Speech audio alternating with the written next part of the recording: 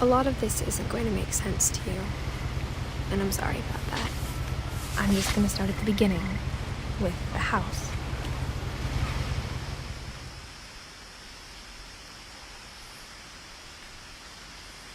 Someone had put up a chain link fence, but it looked like I wasn't the first person to hop it.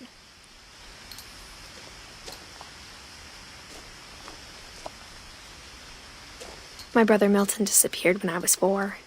It was like the house just swallowed him up.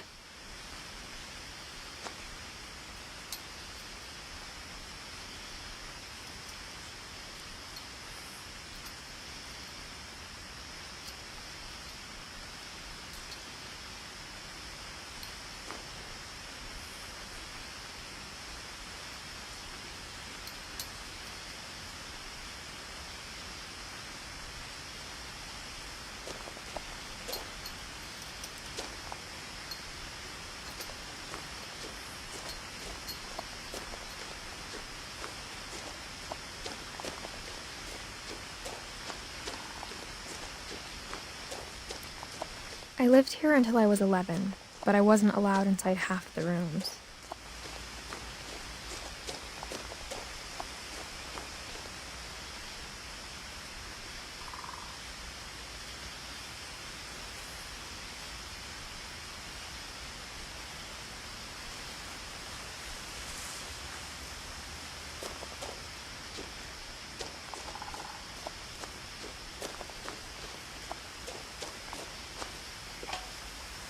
Inside the mailbox were bills from 7 years ago, marked urgent, open immediately.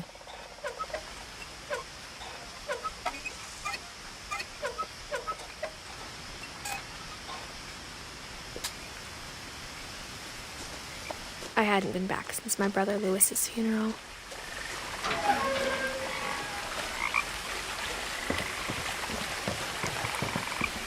In her will, my mother left me a key, but didn't tell me what it unlocked.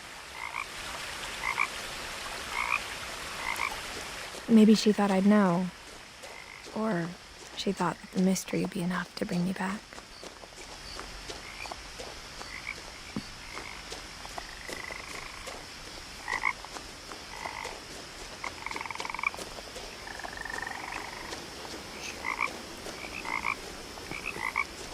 The truth is, even after I inherited the house, I never thought I'd come back to it. But now I had questions about my family that only the house knew the answers to.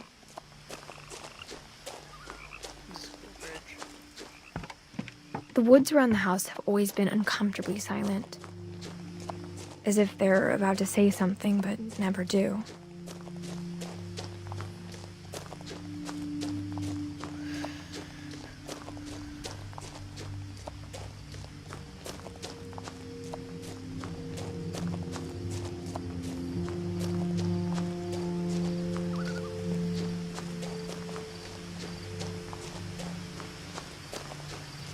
The house was exactly like I remembered it, the way I'd been dreaming about it.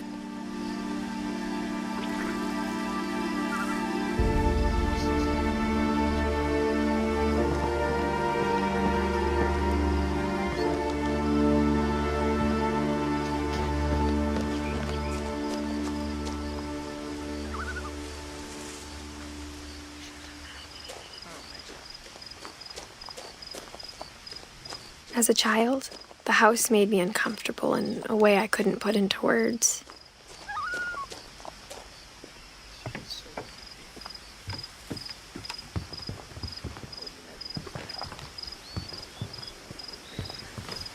Now, as a 17-year-old, I knew exactly what those words were. I was afraid of the house.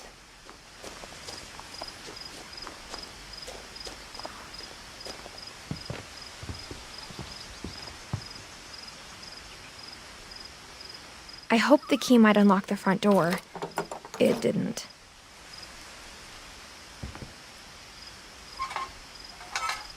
Looking in, I felt like the house itself had been waiting for me.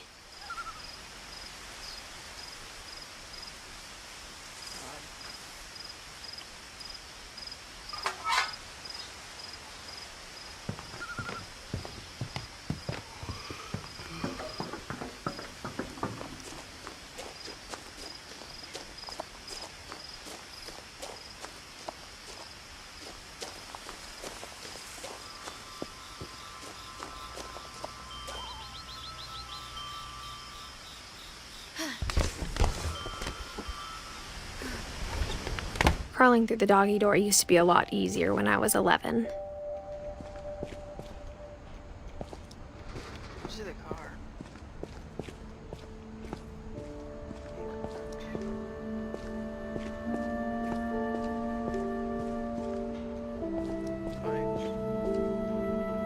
The power had been turned off the night we left.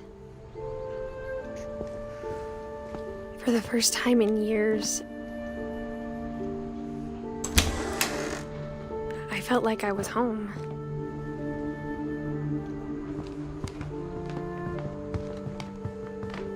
That face is weird. Oh my god, it's too clear.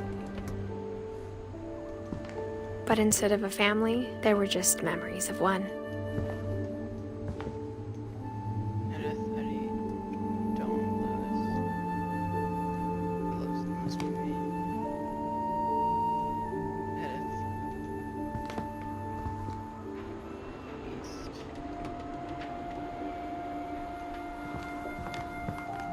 Like how after Lewis started working at the cannery, we all got sick of eating salmon. Except our cat, Molly. I swear if there's a can that just jumps out.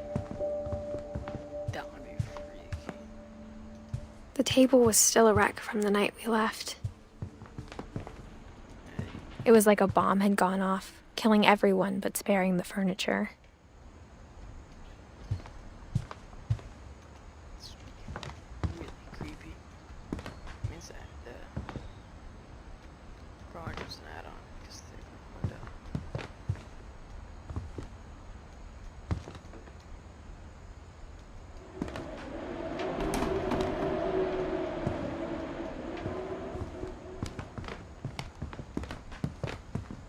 Nothing in the house looked abnormal.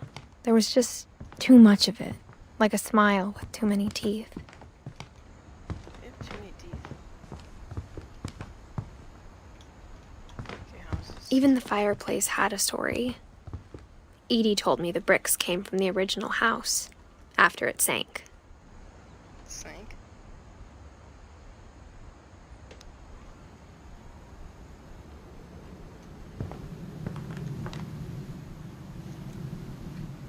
Oh my god, I'd never do this.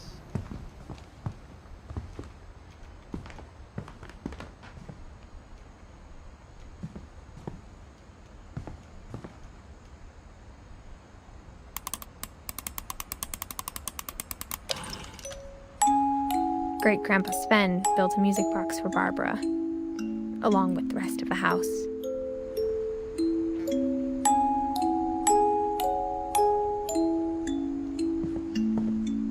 Mom always told me to stay out of the basement, so I wasn't too surprised when the key didn't fit.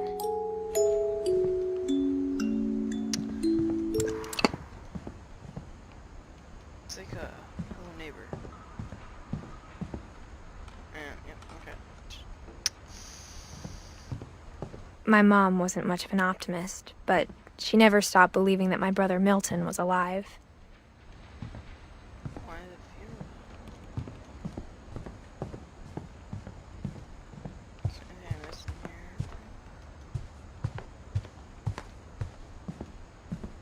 It's like,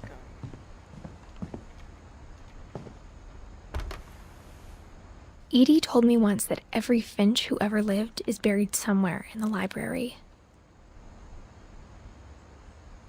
Free Finch? Okay.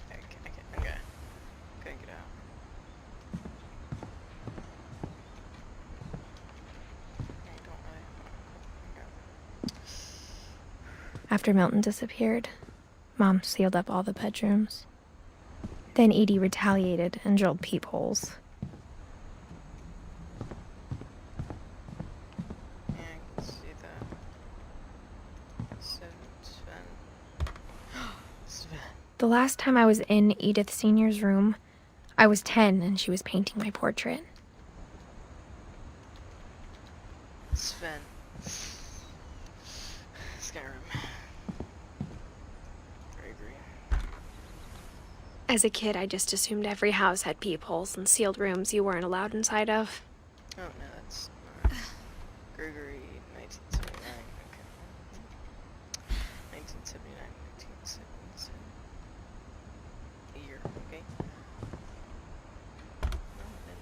want to do that. 1915 to 1964.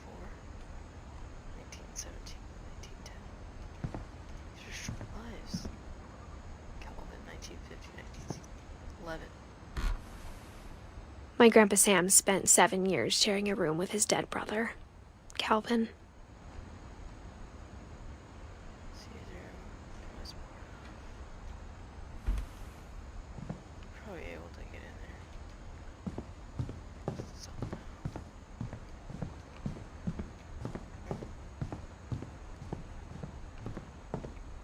So that's my case, like that. Barbara, 1949.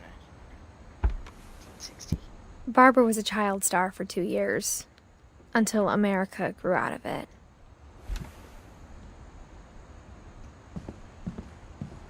My friend Bigfoot. There's that, but I won't do that. Check my bedrooms. Okay, just making sure. I spent a lot of time playing in Great Uncle Walter's room. Let's see why. I think my mom sometimes regretted not sealing it up. So cool. Lewis told me there were secret passages, but I never believed him.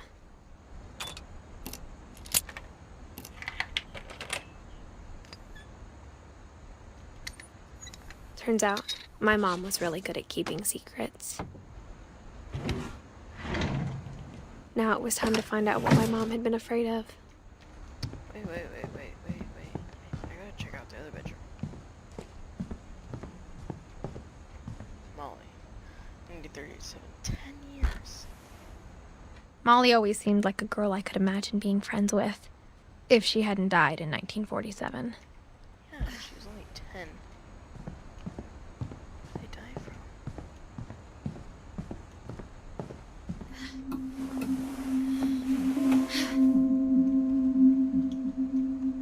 From the paintings on the wall, it was clear my brother Milton had been here before me.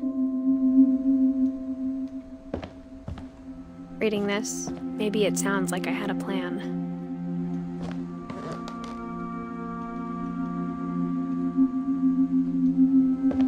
But I had no idea what was behind that door.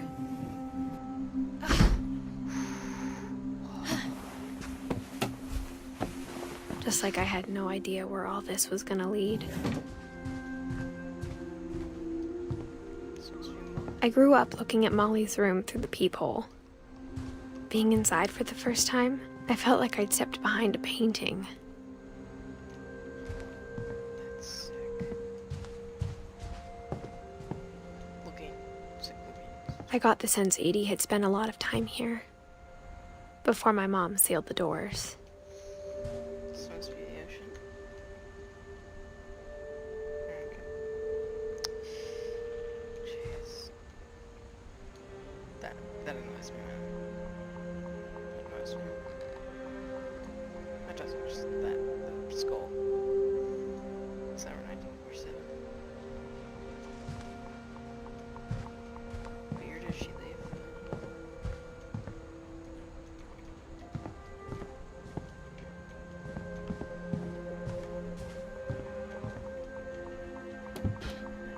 Molly's gerbil had a tiny bedroom with its own even tinier gerbil cage.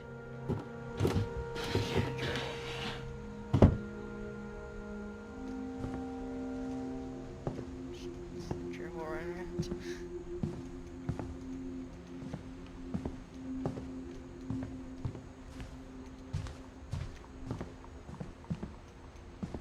Another image.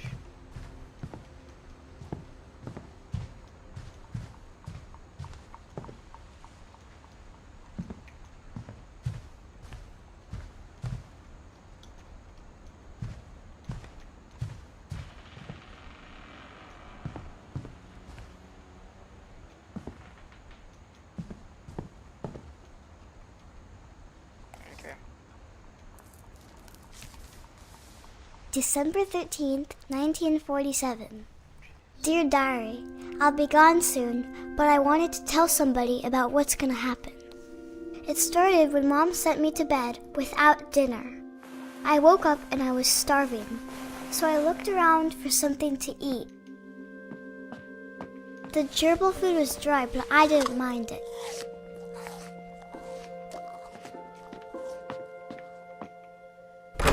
Mom, can I come out now? Sweetheart, it's late. Go to sleep. They locked them.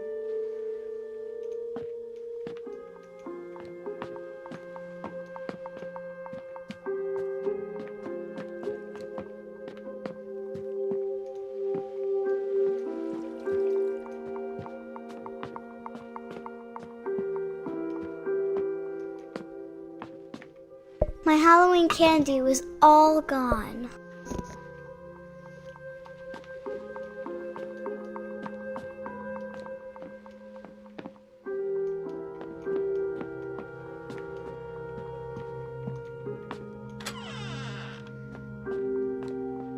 I kept eating and eating.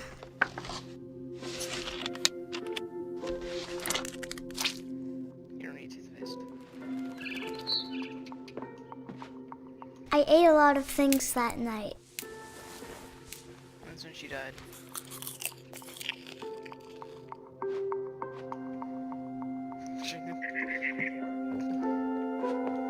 Feels so short, man. I like it. Then I heard chirping outside my window. It was a barn swallow going back to her nest. I reached out for her.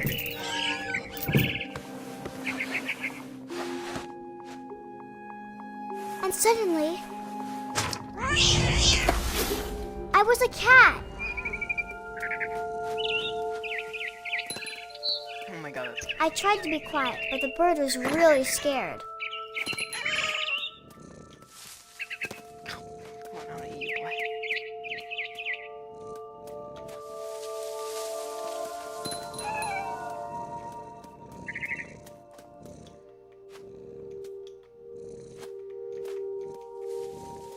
I don't know where to go. Okay, so I do go.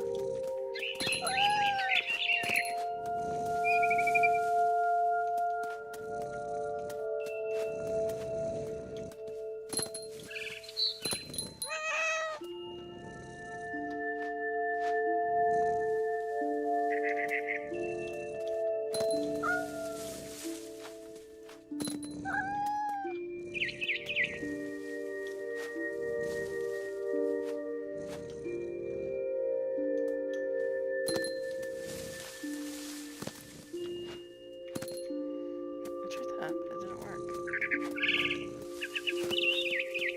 Eat your boy. I jumped and I almost got her. Meow meow, meow meow.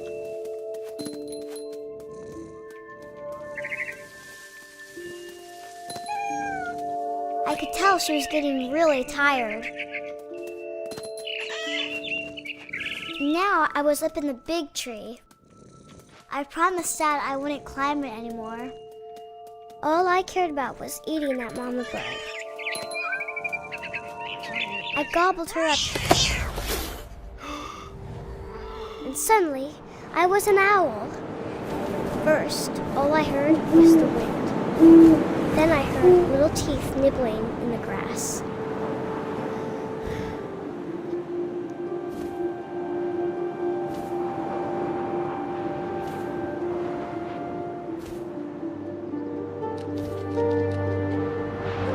Rabbits.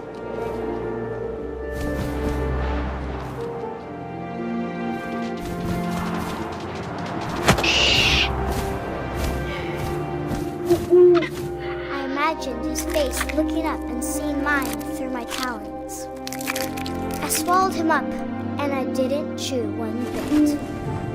Then I flew off to find something bigger.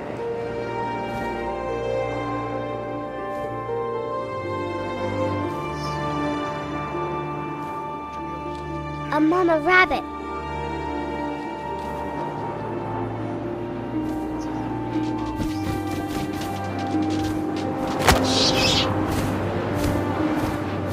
She was almost too big to carry.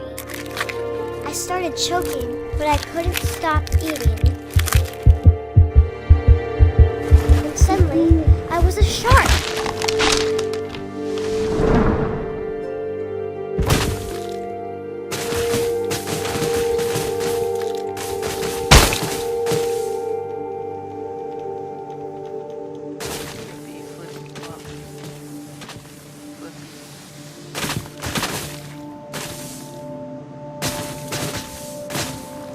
I rolled off the cliff and into the ocean. Now, I was hungrier than ever.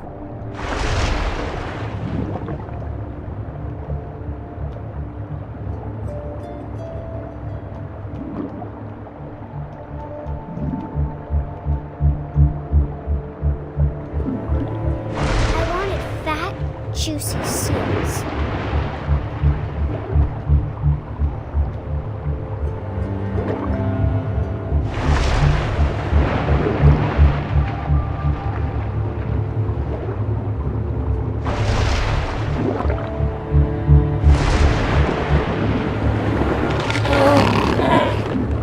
I tore off her flipper, and it tasted really good.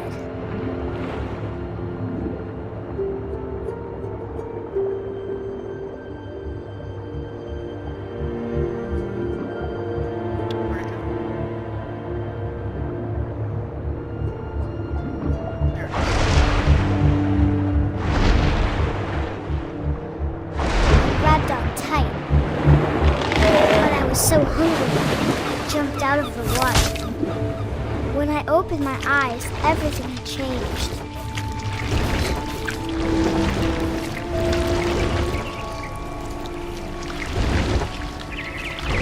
Now I was a monster, and I smelled people everywhere.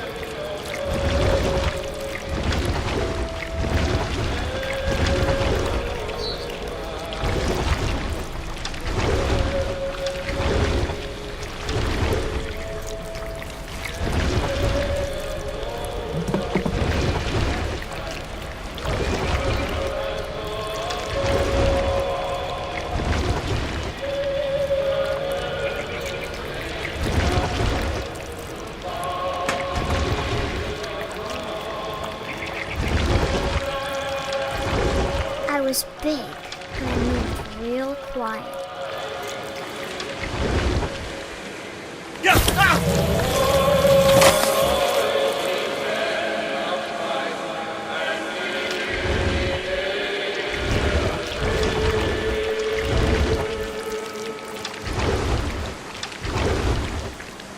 I wanted to stop, but also I didn't.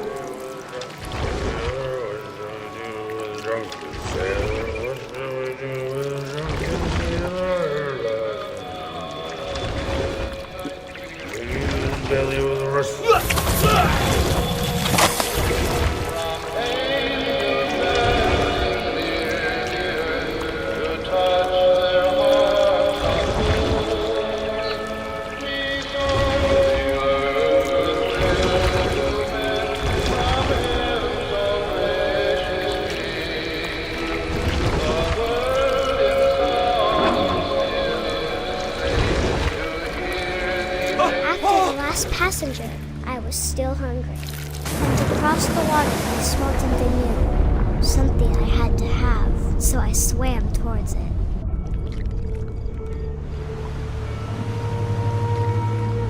I slithered onto the sand, and the good smell went into an old pipe.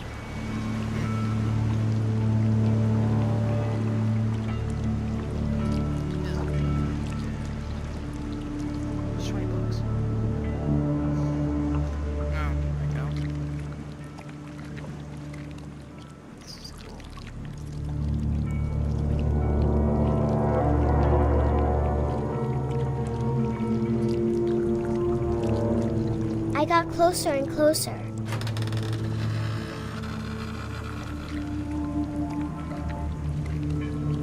it was me.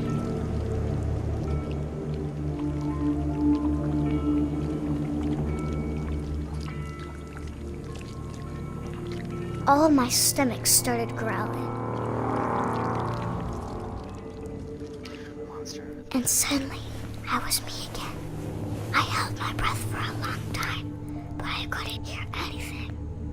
I think it's waiting for me to fall asleep. But it's not going to wait much longer. It needs to feed, and we both know I will be delicious.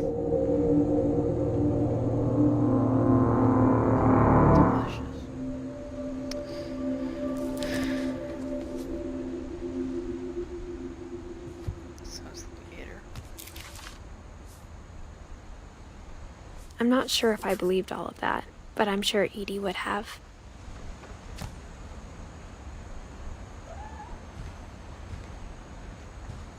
Register again.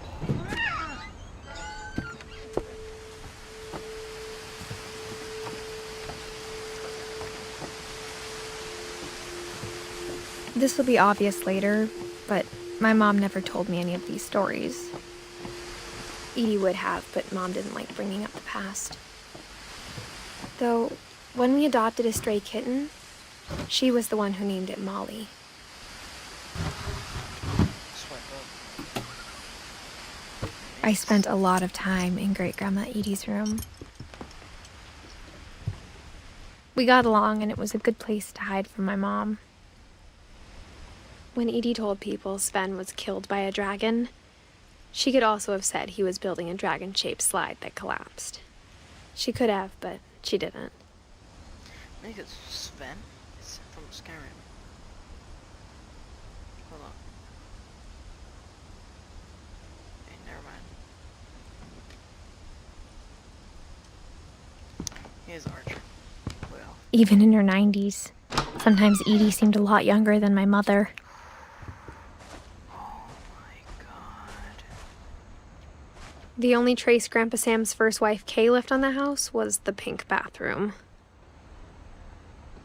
It was a pretty big trace. That was.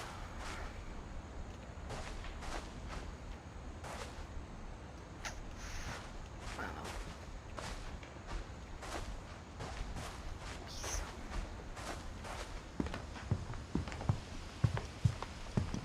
Built 1937. Sven Finch. One summer, they evacuated the island, but Edie refused to go. For a few weeks, she was a celebrity.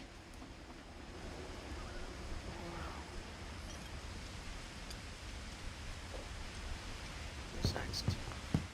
I hadn't thought of myself as Edith Jr. for a long, long time. This reminds me of Life is Strange.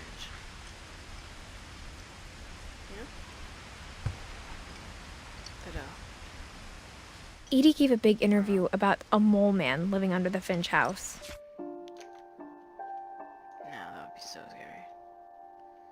See if anyone. Oh, there's even a little video. That's kind of cool. My mom was furious.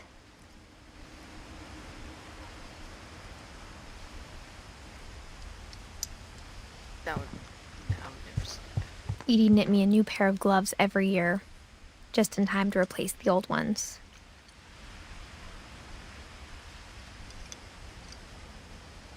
Louis died a week before we left, but Edie had already started to memorialize him. Okay. Why have notifications turned on? Nope. Okay. It's beautiful. With the oak piece. I'm going to cut down a tree.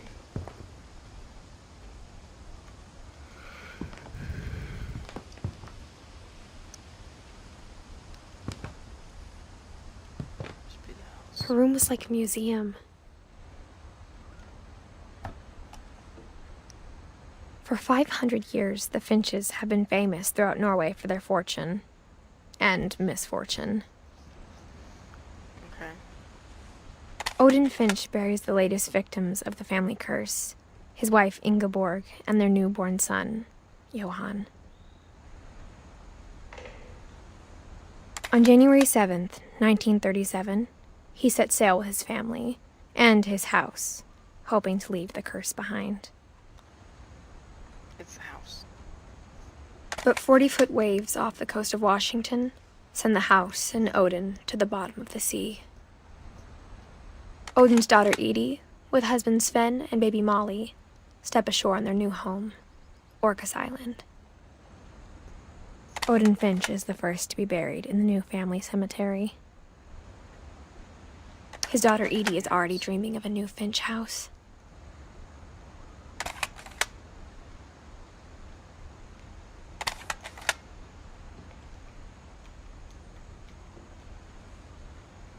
Okay, that's... Whatever's wrong with this family, it goes back a long ways. Kiss more Edith.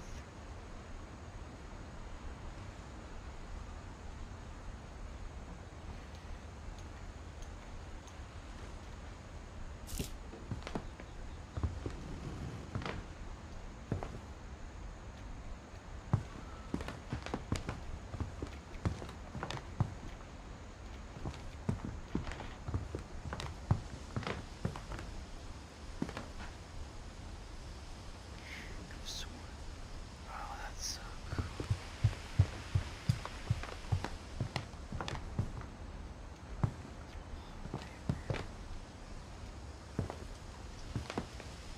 She must be really old.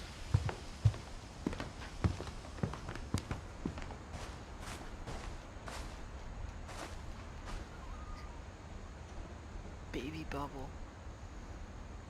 Bonanza. Okay. Monday, Tuesday, Wednesday, Thursday. Friday, Saturday.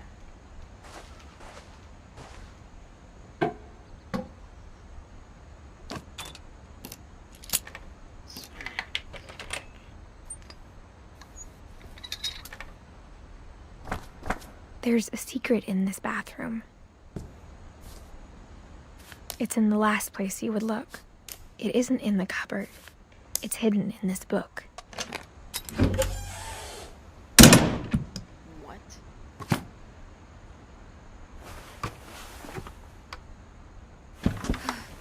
Sven gave Sam an old camera he'd refurbished. He never put it down. Must be what he looks like.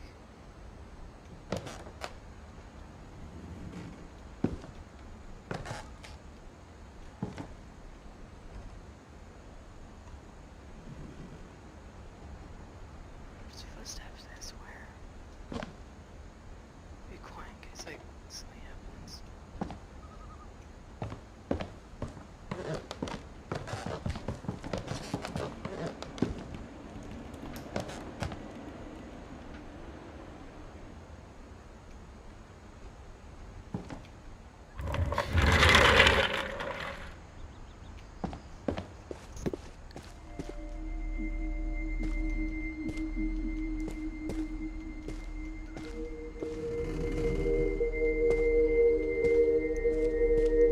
Seems like all the bedrooms connect. I knew Grandpa Sam had a twin, and that he never talked about him.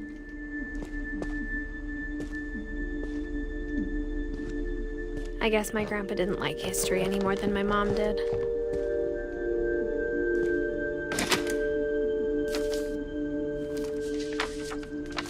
How I Want to Remember My Brother by Sam Finch.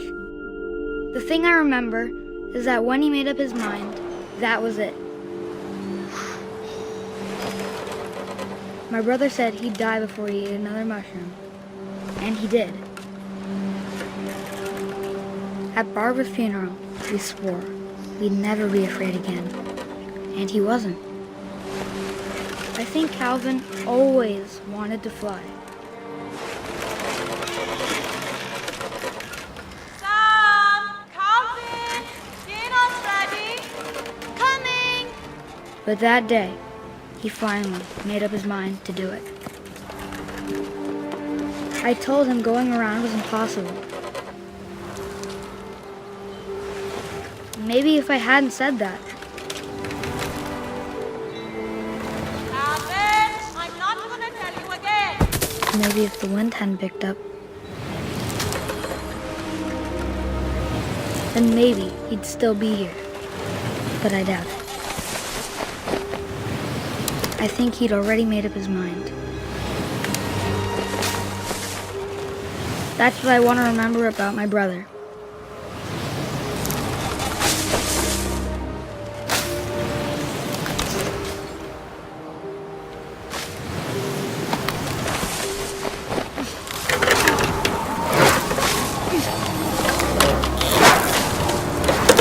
The day he made up his mind to fly. And he did.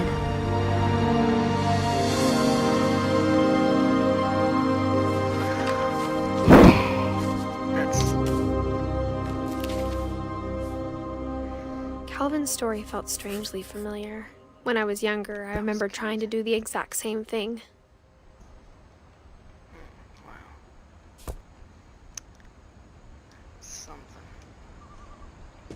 After the funeral, Edie roped off Calvin's half of the room.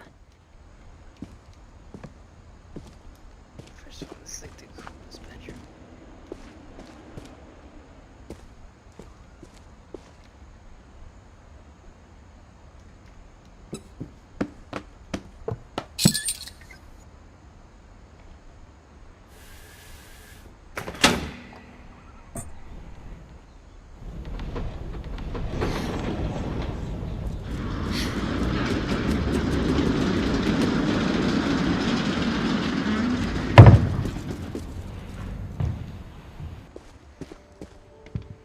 The passages were a pretty tight fit. They'd obviously been built for smaller hands and bellies. That's what it's for.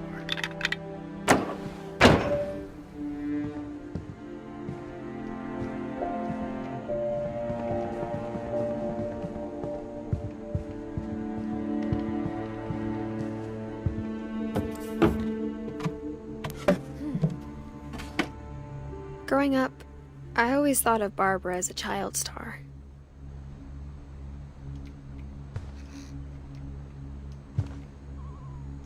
Perfectly closes. There's bleach. Put bleach in it. My friend Bigfoot.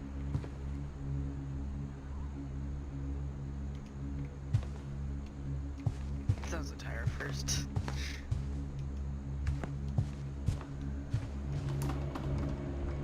A little later. Typewriter.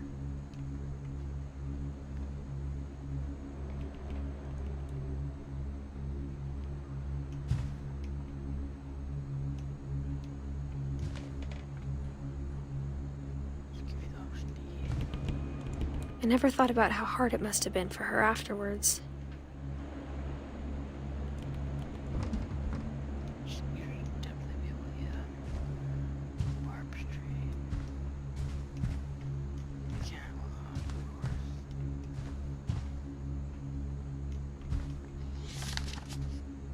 doors. Of all the stories people wrote about Barbara's death, I'm surprised Edie saved this one.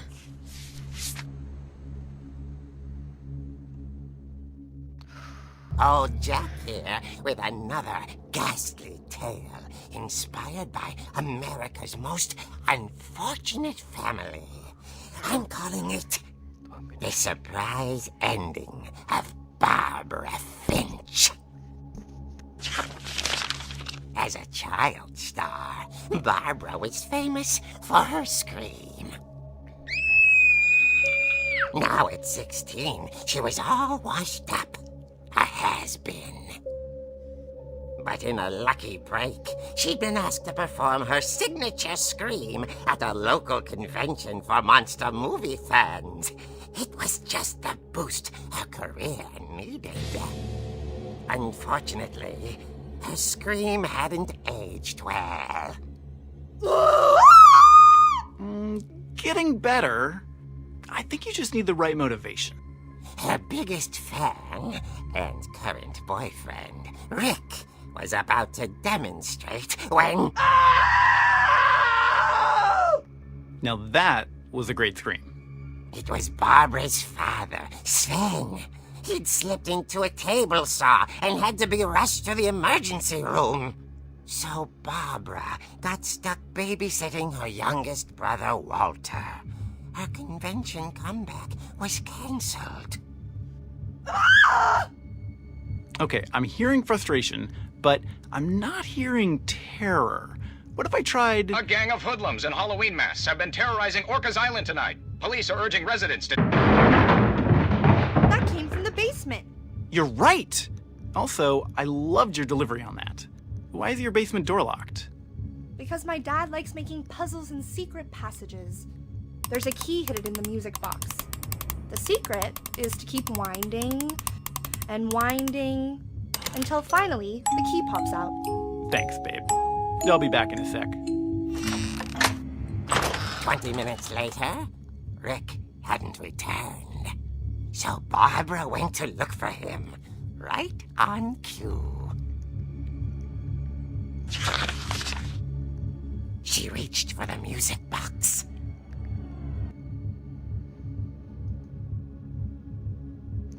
That's cool.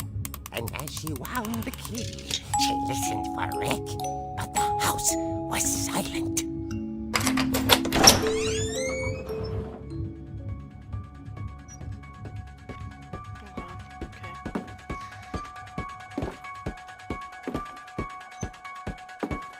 She found Rick's crutch and imagined the worst.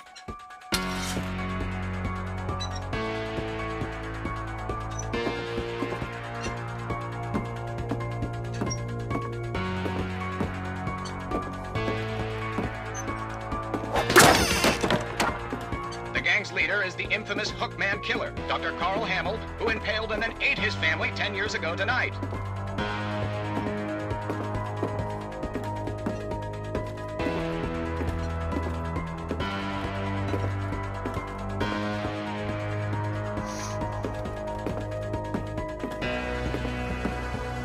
Oh, Finch rattled and grew still.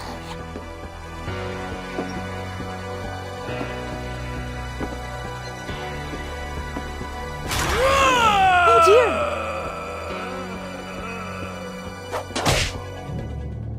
Oh! Rick?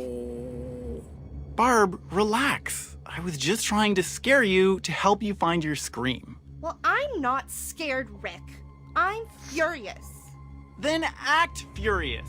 All I'm getting from you now is that you're hurt and confused and She threw him out, but she kept a little something to remember him by. Barb, have you seen my other crutch? And she was still holding it when she fell asleep watching the late picture show. Hours later... Barbara! Walter, what's going on up there? Ah! Okay, I'm coming up, but if this is a trick, you're dead, Walter.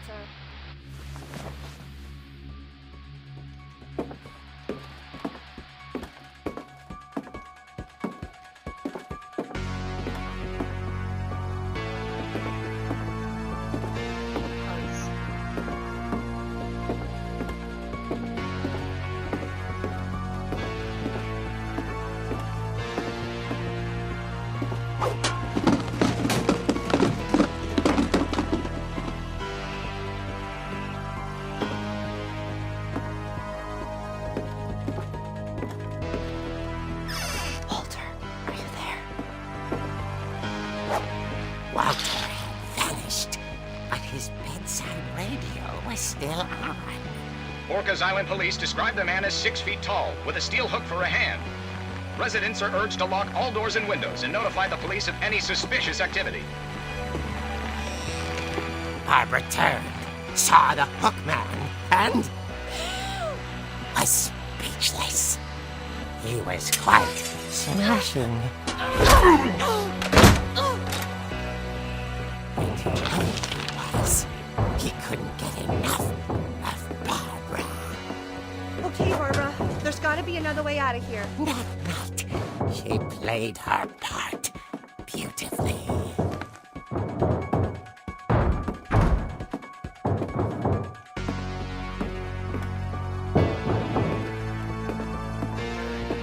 She thought about abandoning Walter, but just couldn't do it.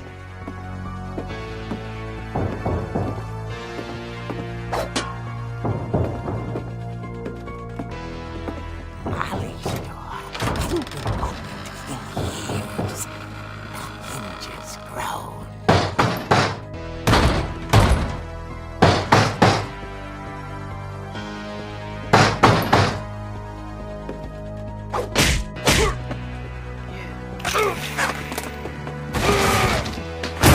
He wasn't moving, but she sensed the story might not be over yet.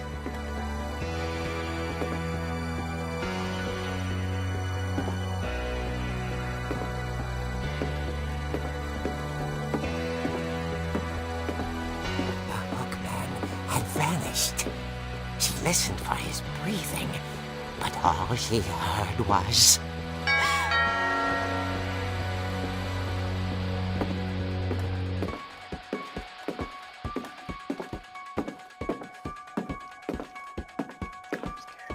Someone at the door was dying to speak to young Barbara.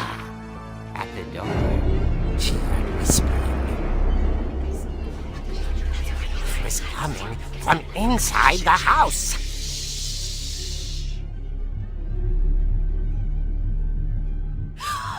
Oh dear. The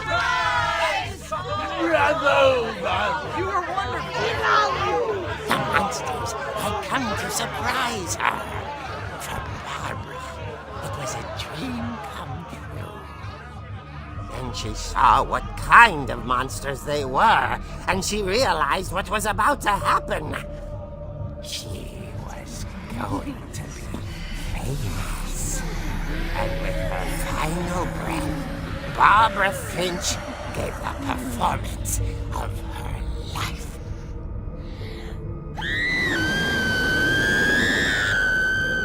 I wasn't there myself, but I hear Barbara was magnificent. Poor girl. She had a taste for stardom. But unfortunately, so did her fans. Of course, the police blamed it all on poor Rick, who disappeared the same night. And little Walter? Hiding under his bed the whole time. He took it all pretty hard, but that's another story.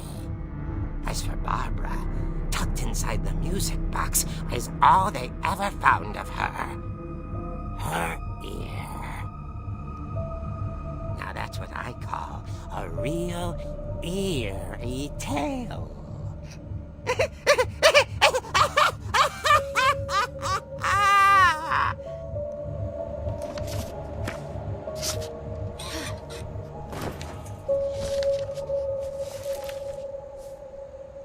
Edie told me all Barbara wanted was to be remembered, as absurd as that comic was. Maybe what Edie saw was a happy ending.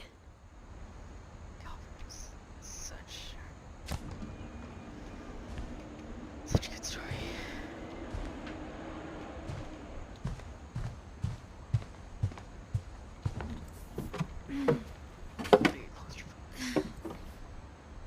I guess now I know why Mom didn't like me playing with the music box. Whenever people ask me about my family, the first thing they always want to know about is Barbara.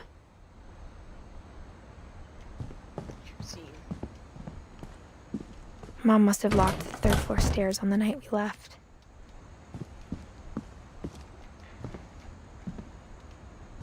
Edie's father, Odin, built the original house.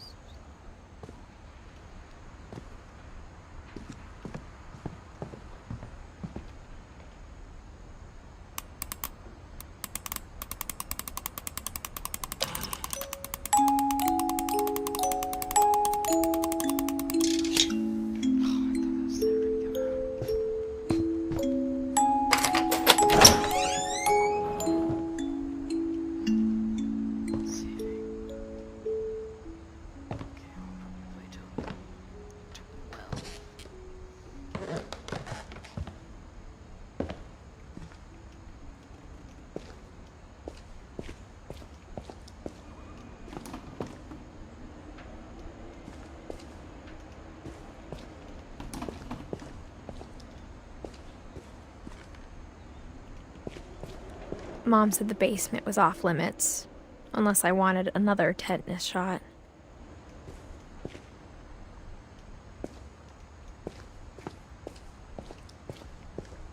I saw Edie sneak down to the basement once, carrying packages. She never returned. I thought maybe she was hiding presents.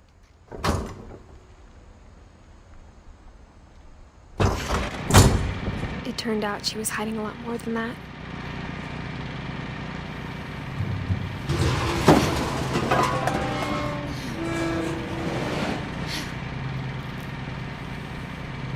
I remember asking Mom once about where Walter had gone. She said after Barbara died, he got as far away as he could. If there's a pattern in all these stories, I think it's that none of us has gotten very far.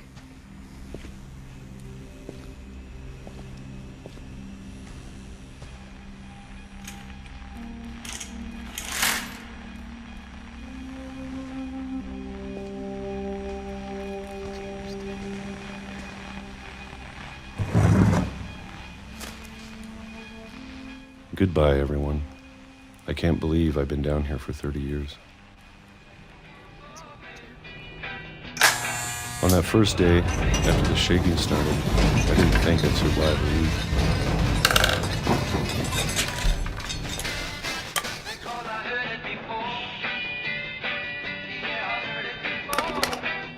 But after a few days, I settled into a routine. That's what kept me sane. Having a schedule, living for today. I always expected to be dead tomorrow. But if you wait long enough, you get used to anything.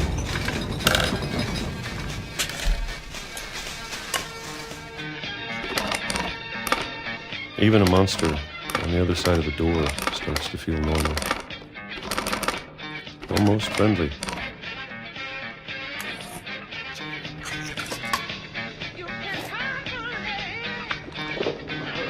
And then one day, everything just stopped. Whatever that thing was, it was gone. Maybe it got tired of waiting. Or maybe I just got tired of being afraid.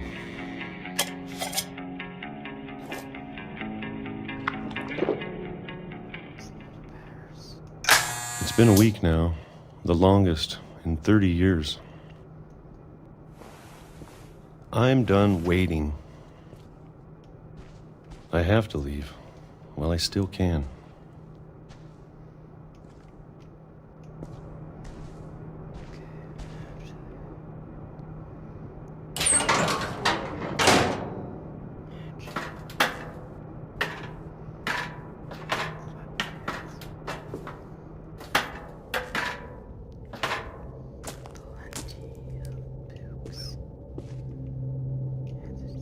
I know it's out there, somewhere.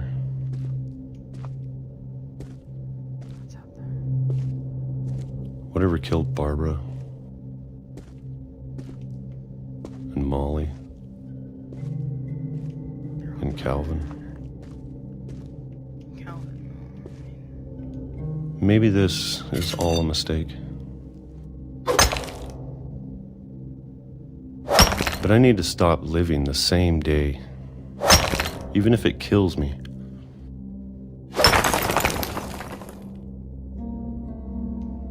Whatever's out there, I want you to know I'm ready for it.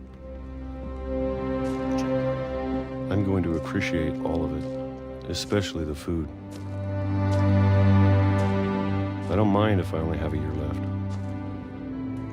or a month, or a single week. I'd be happy with one more day. I can already imagine the sun on my face.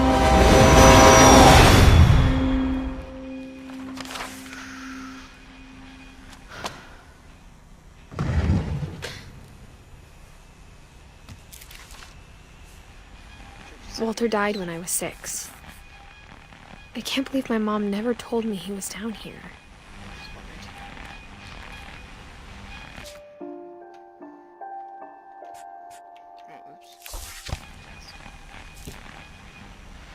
I'm sure my mom was trying to protect me.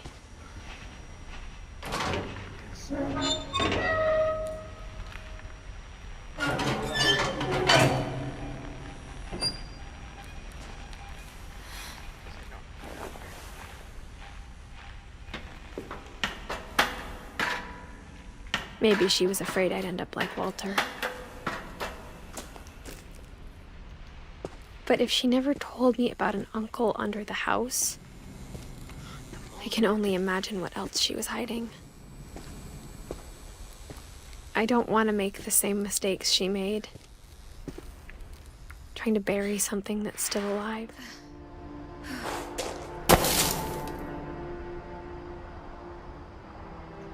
Now that there's only one of us left, or maybe two, I thought it was time I heard the stories for myself and found out what happened to everyone else. But now I'm worried the stories themselves might be the problem. Maybe we believed so much in a family curse, we made it real.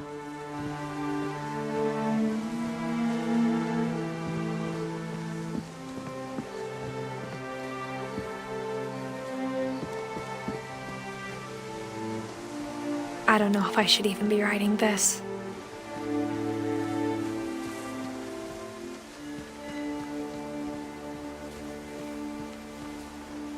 Maybe it'd be better if all this just died with me.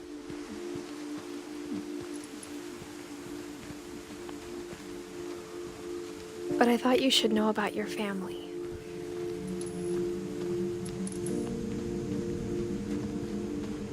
And the history you're a part of.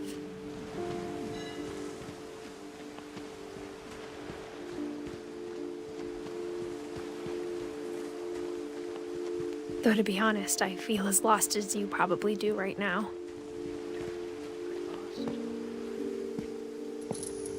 I think the people in these stories believed them, for what that's worth.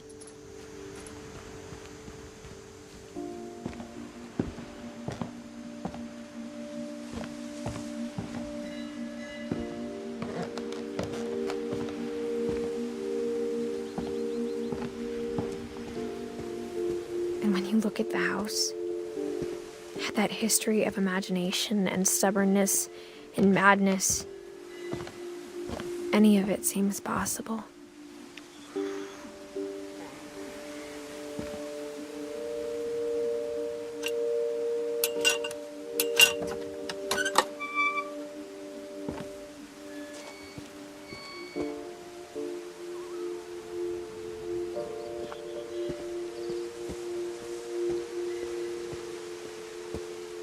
I think we've been surrounded by death for so long, we've just gotten used to it. What kind of family finishes building a cemetery before starting the house?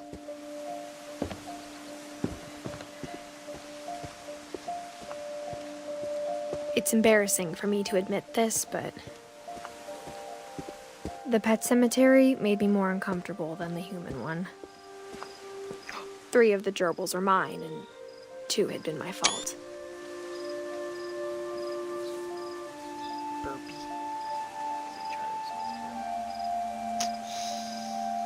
Bob, oh my god.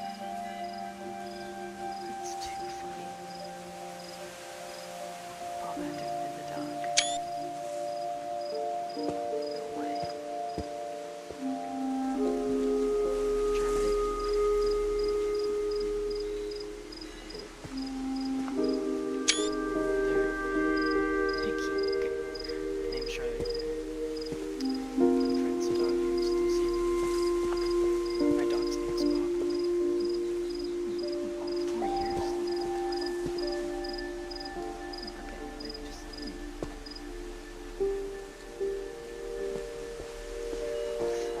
Sven built the house, but it was Edith who designed the cemetery.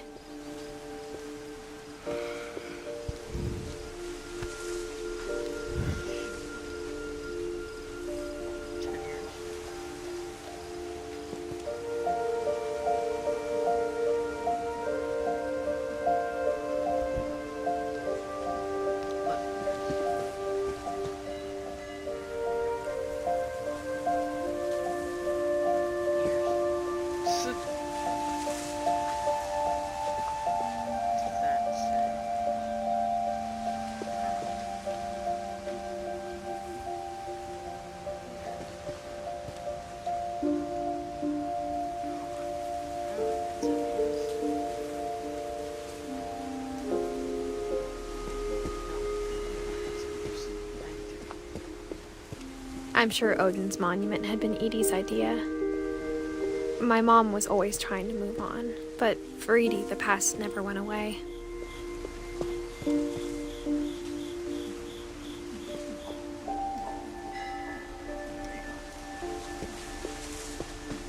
She could see it poking out of the water at low tide.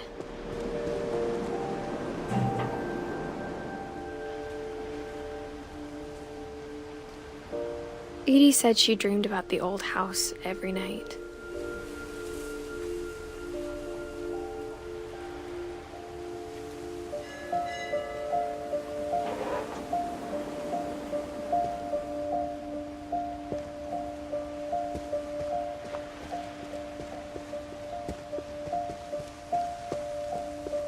Edie's side was always easier for me to understand. But the older I get, the more I can see where my mom was coming from. Her dad had been pretty strict, but it wasn't enough to save her brothers. She was just trying to do better.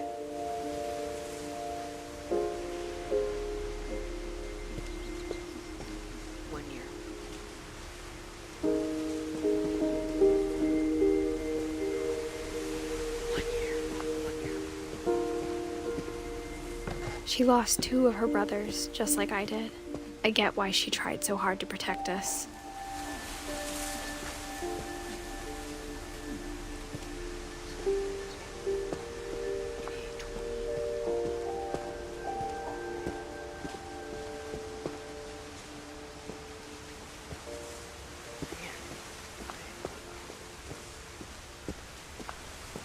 There's so many things I wish I could ask my mom now. Part of me thinks this is what she wanted all along. For me to come back someday and find everything out for myself.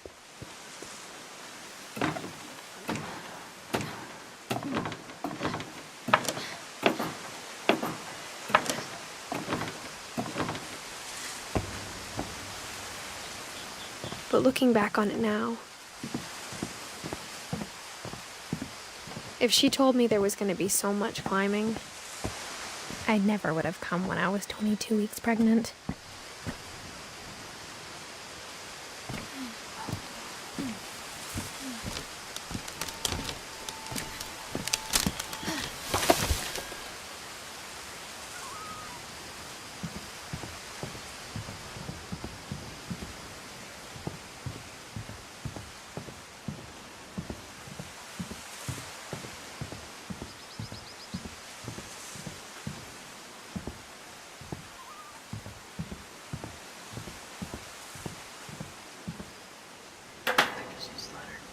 I never met Grandpa Sam, but I think he and my mom had a lot in common.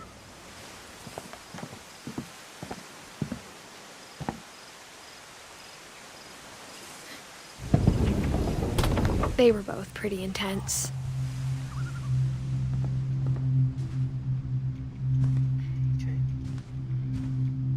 Sam spent his life shooting photos, but Mom said he got nervous being in front of the camera. I guess we're all afraid of something.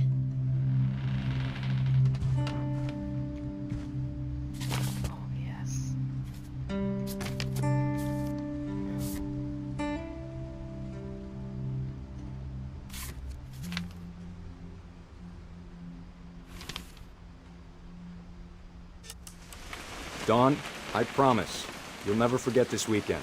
Yes, sir. These memories are gonna last a lifetime. Am I gonna have to shoot anything? It's a hunting trip, Dawn. Shooting is strongly encouraged.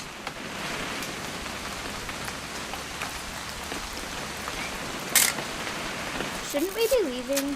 Just want to get a shot of you, Dawn, then we can take off.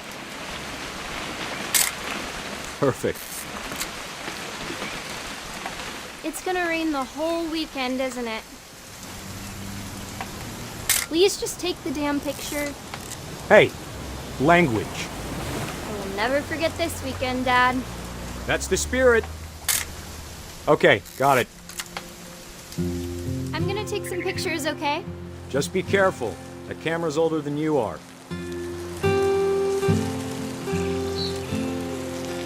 Definitely should not have drunk all that coffee. Hey! That's a keeper. I'm just saying, I'm not always gonna be here, Dawn. You'll need to remember this stuff, if you want to survive. I'll be fine, Dad. You know who else thought he was gonna be fine? Some guy who died. Dawn, I'm being serious. I know, Dad. You're always serious. Doesn't being out here make you want to chill out? Well, to tell you the truth, I haven't been out here in 20 years.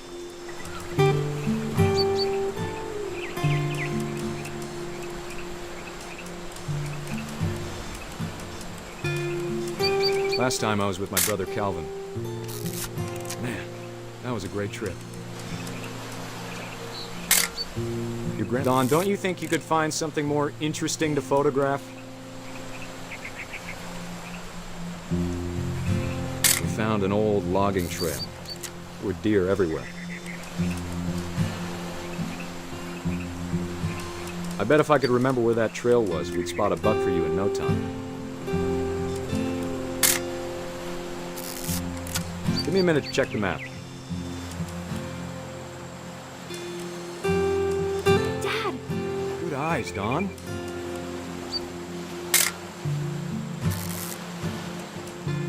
Before you take the shot, let me get a picture of it.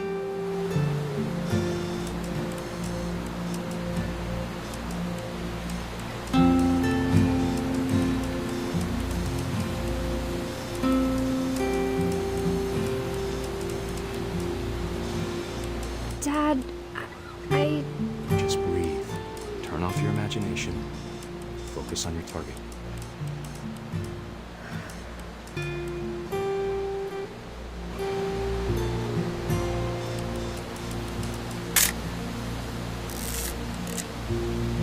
Let me get behind you. Do I have to do this? Dawn, you don't have to do anything. Great shot, Dawn!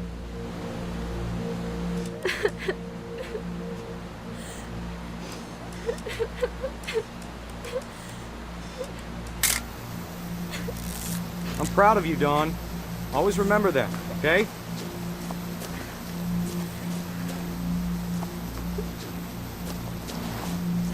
Dad, it's twitching. I think That's it's totally so... normal, Dawn. Just focus on the camera. Try not to think about... Dad!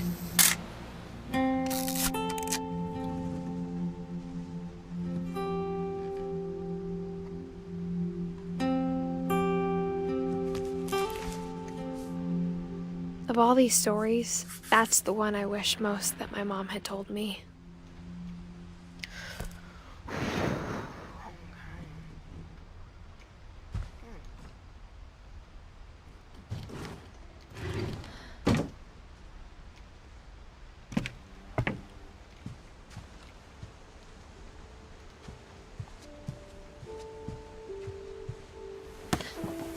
After Sam died, my mom and Edie got really close.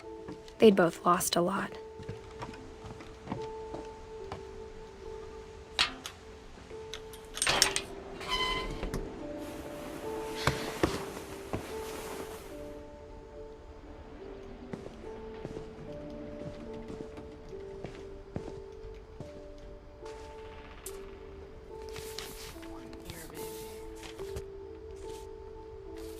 Dear Kay, do you remember the way Gregory used to laugh when he thought he was alone? Like something funny was happening, but only he could see it.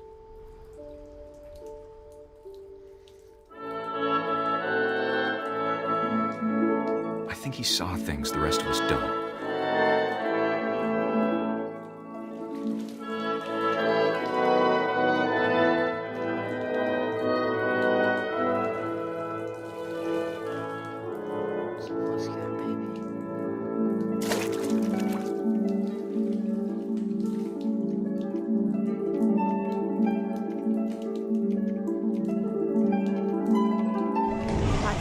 Gregory, it's time to... Hold on, sweetie. Hello? Sam, I told you I don't want to talk right now. I wonder what he saw.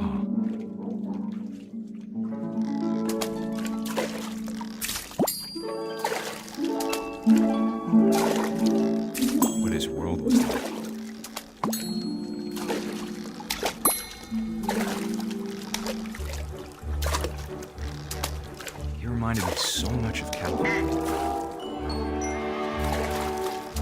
Lost in his imagination. Whatever it was, he saw.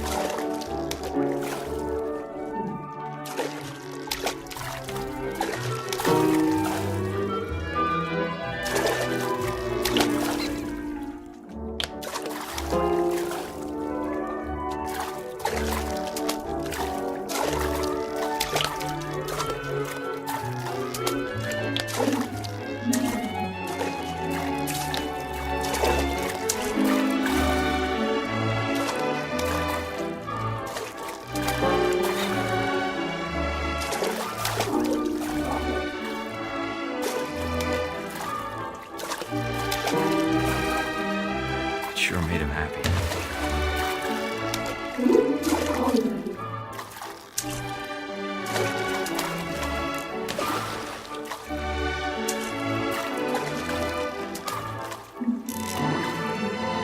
I know how silly it sounds.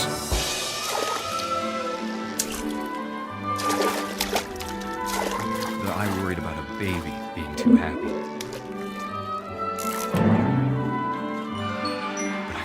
Slipping away. Sorry about that, Gregory. I know you did everything you could. Maybe if I hadn't called that night. Damn it. Hold on, I don't want anyone to hear this. I wish you could have told us about the world we saw.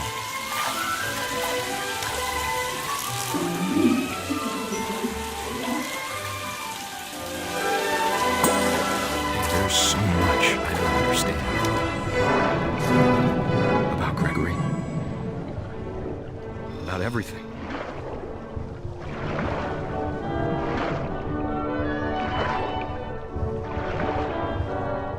But I know what happened wasn't your fault.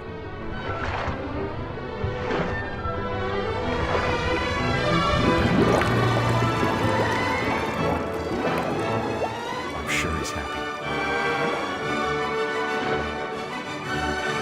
He'd want you to be happy too. Good luck, Kay. Love, Sam.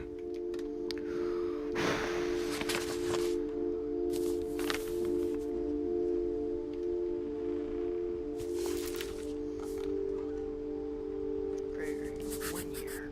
My God.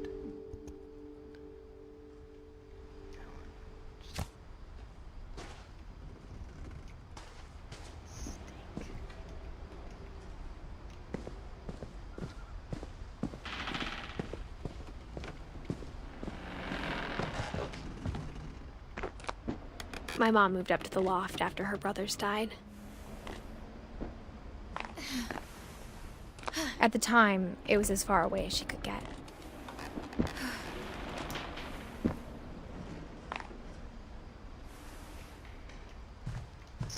I can't imagine what it was like for her to lose 2 sons after she'd already lost 2 brothers.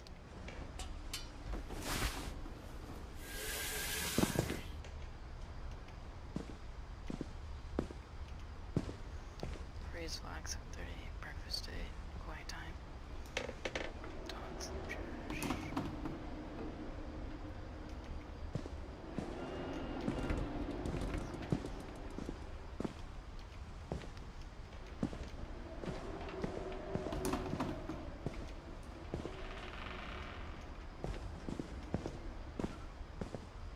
can't imagine my mom ever writing poetry, and yet... She did. A poem for Gus, who always said the wedding was a bad idea. Our father never hit us kids, at least not very hard, before the day my brother said with teenage disregard that he'd be dead before he'd see a wedding in our yard.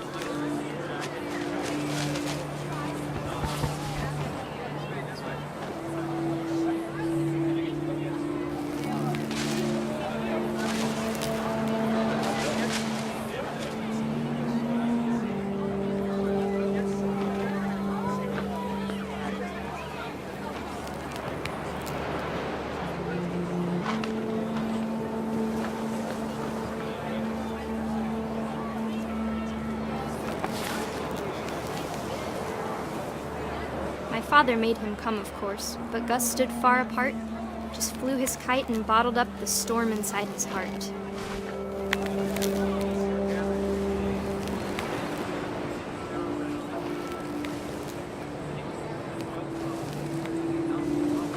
I tried to talk him out of it, but though he'd never met her, "We don't need a stepmom," were the words that I now pronounce you husband and wife. You may kiss the bride.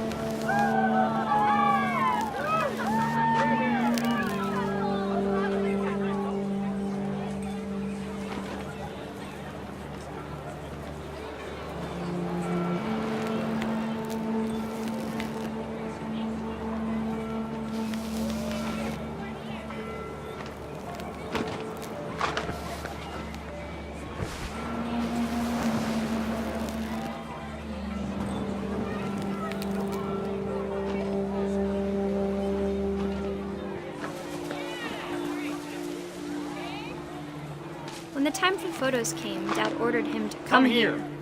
But Gus declined, and as a sign held up his middle finger.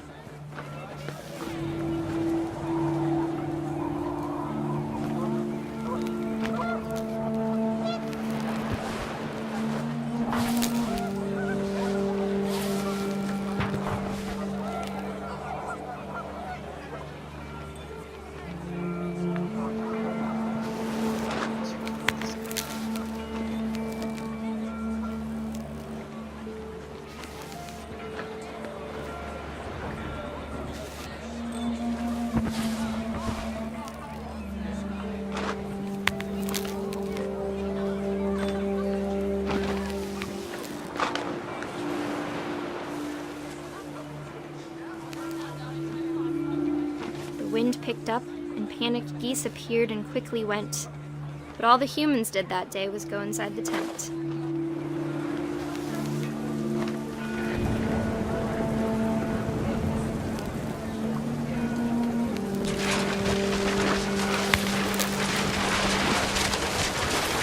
The rain came down in buckets then, but no one seemed afraid that nature might destroy the tent our dad had crudely made.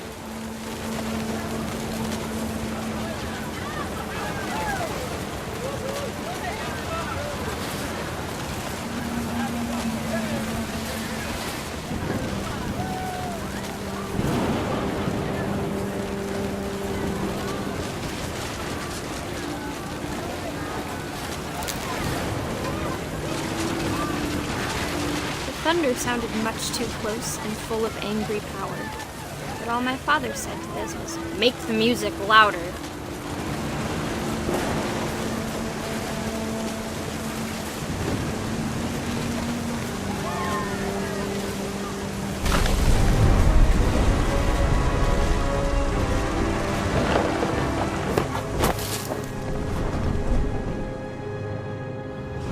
I wish that I could truly say I thought about you on that day. Out there on the beach alone, just you, the wind, the sea, and foam. But I didn't, until we found you.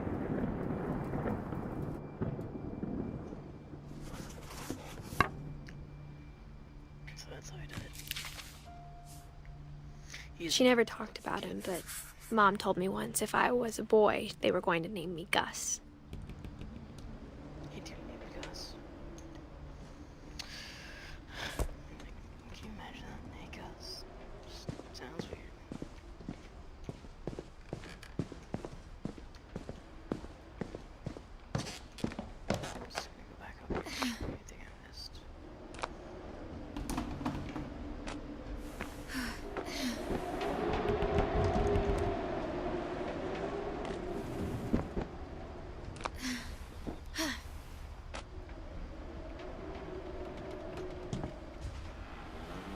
Religion was another thing my mom never talked about, but I think it helped her a lot after her dad died.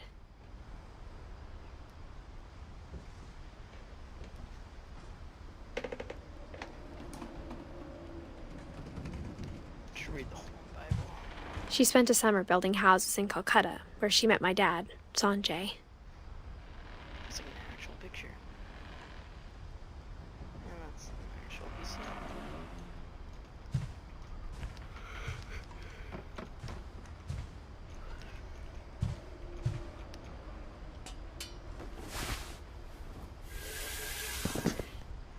that'd be so cool.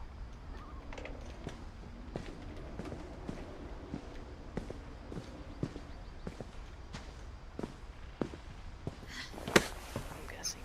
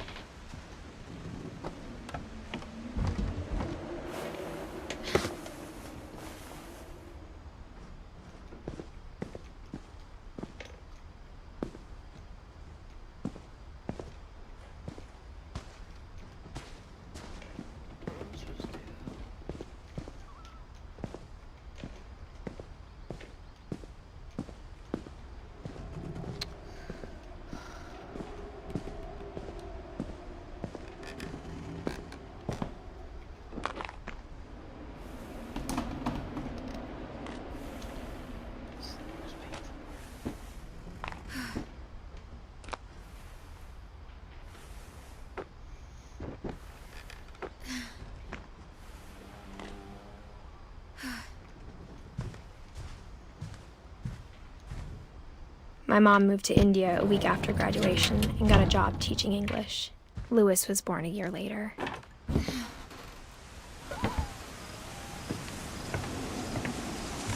When my dad died, I don't think Mom knew where else to go. I'm sure Edie was happy to have her back.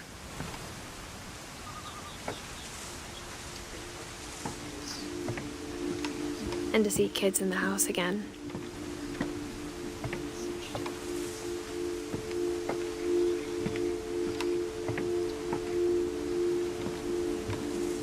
The house had to get a little bigger, but Edie was used to that.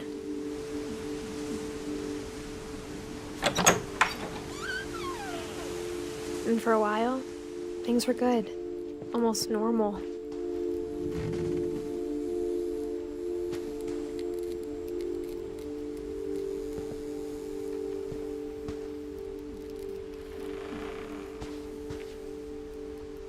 But it didn't last.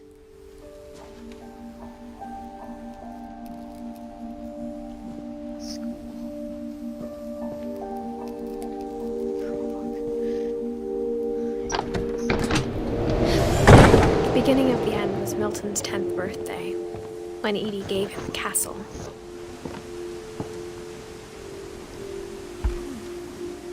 After Milton disappeared, the only thing he left behind was a room full of paintings.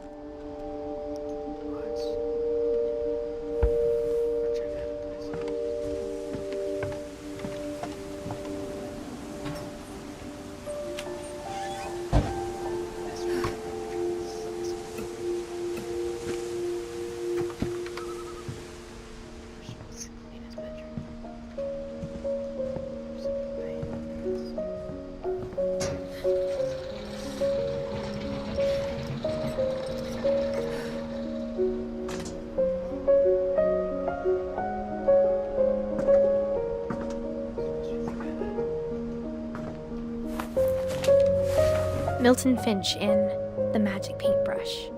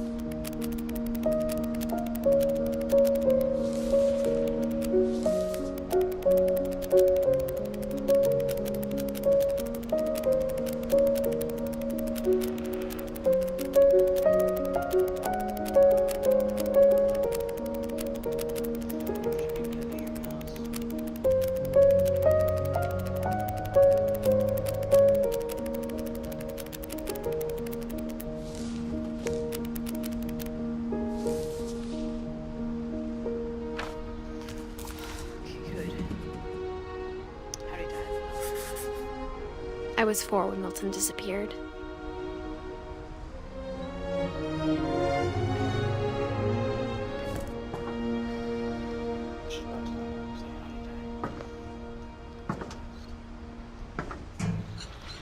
Mom spent months searching for my brother. Then she sealed the doors.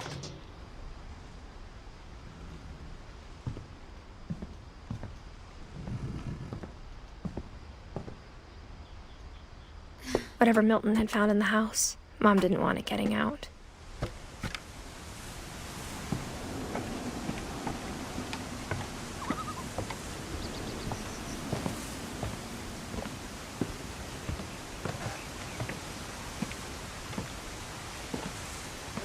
Mom definitely blamed Edie, but I think Louis blamed himself. After he graduated, he just spent more and more time in his room. Until Mom got him a job at the cannery.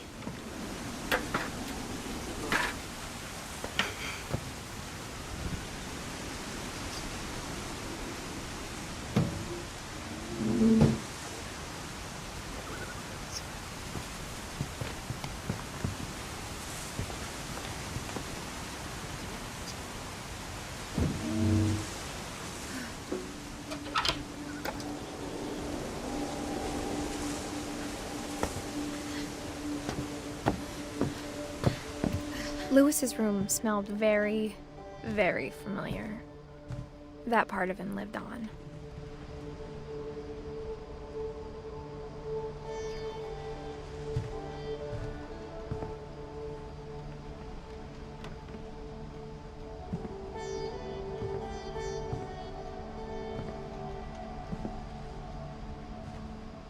Louis and I spent a lot of time playing games together, but he was surprisingly bad at them. He died a lot.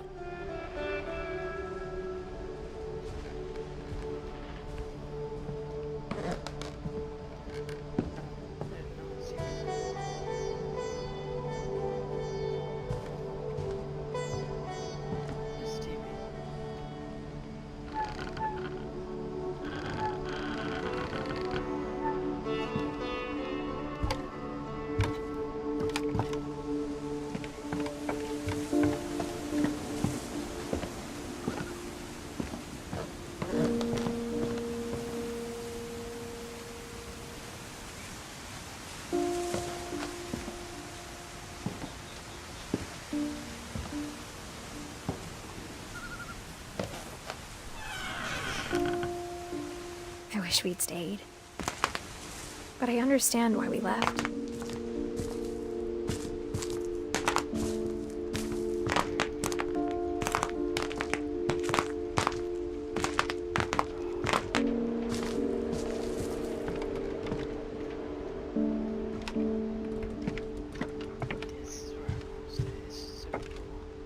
My mom ended up leaving everything behind.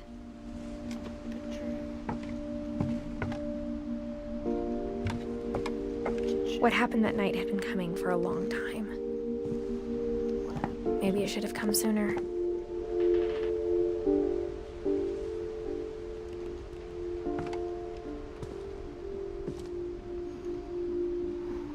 But it had to end one way or another. All that's left now is to tell you about that last night.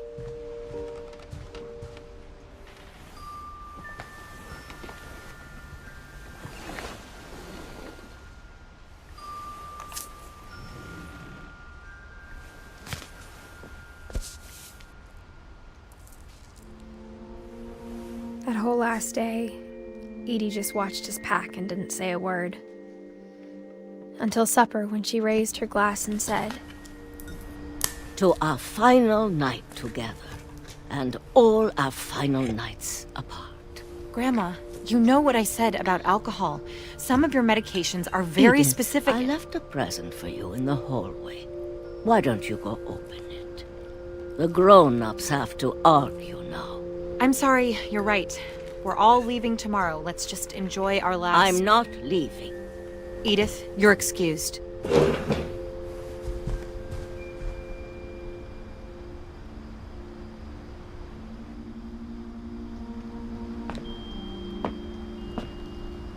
the power had been shut off that morning, but Edie always had plenty of candles. When my mom sealed the library, I don't think she knew about the other entrance. Or that Edie had a key to it.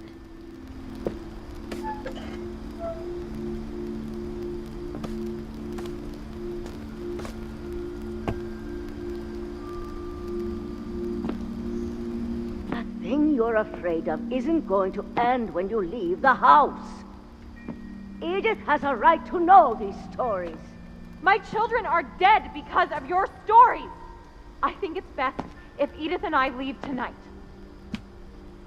We'll have the nursing home send a van for you in the morning, okay?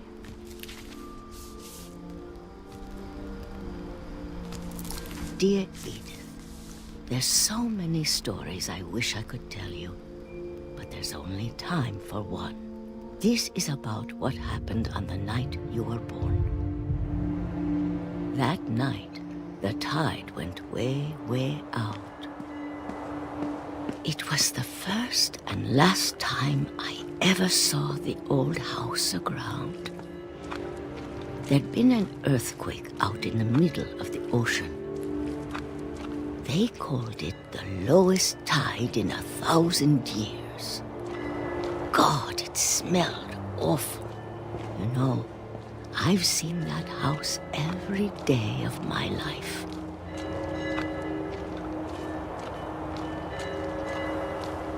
But I never thought I'd go back to it. When the fog rolled in, I lost my way.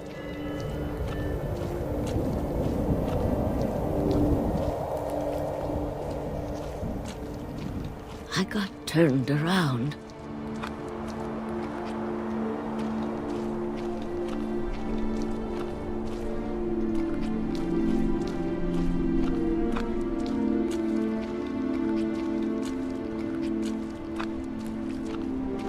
For a while, I wandered.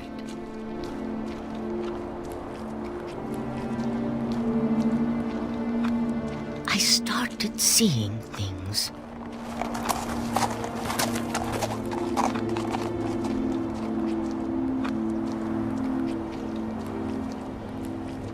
Things I'd forgotten had ever existed.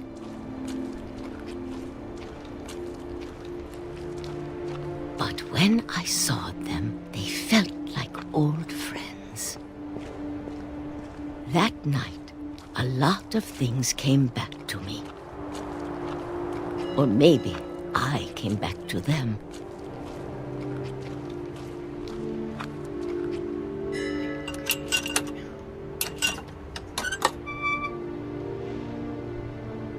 Things I can't explain, but that I need you to try and... Edith, what are you doing in here? It's mine. Edith! Mom, you're gonna rip it! Let go! I kicked and screamed, but Mom dragged me to the car.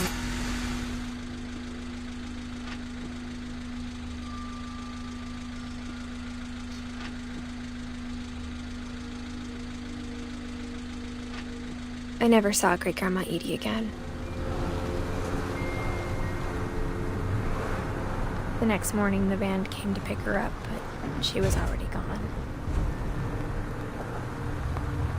After that, we moved around a lot.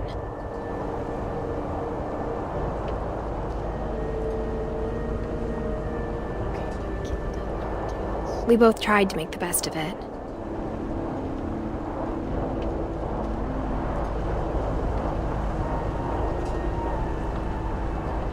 A few years went by.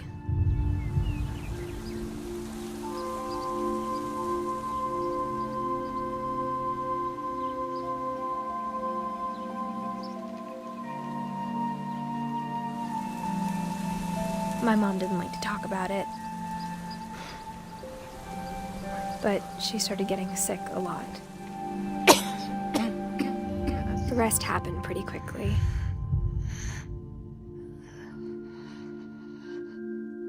She got better for a while, and then she didn't. And then I was alone.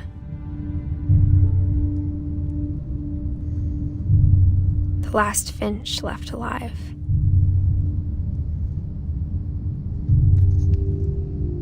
Until I found out about you. I'm still not sure what to tell you about all this. If we lived forever, maybe we'd have time to understand things. But as it is, I think the best we can do is try to open our eyes. And appreciate how strange and brief all of this is.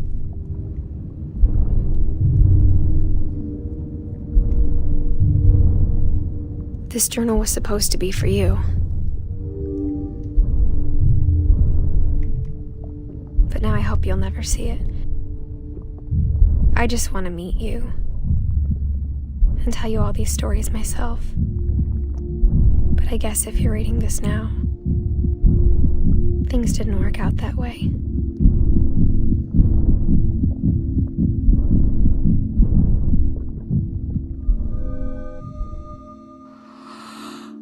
This is where your story begins. I'm sorry I won't be there to see it. It's a lot to ask, but I don't want you to be sad that I'm gone. I want you to be amazed that any of us ever had a chance to be here at all. Good luck.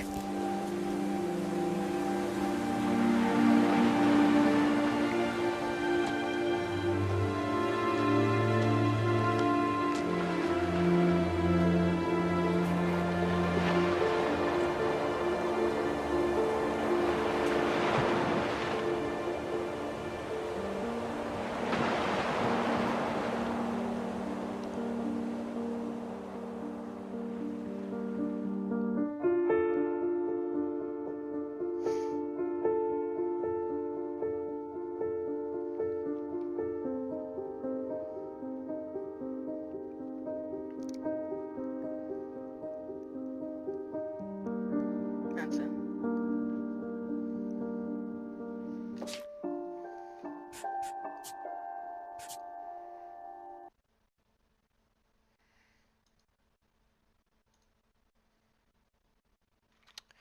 One hour of gameplay.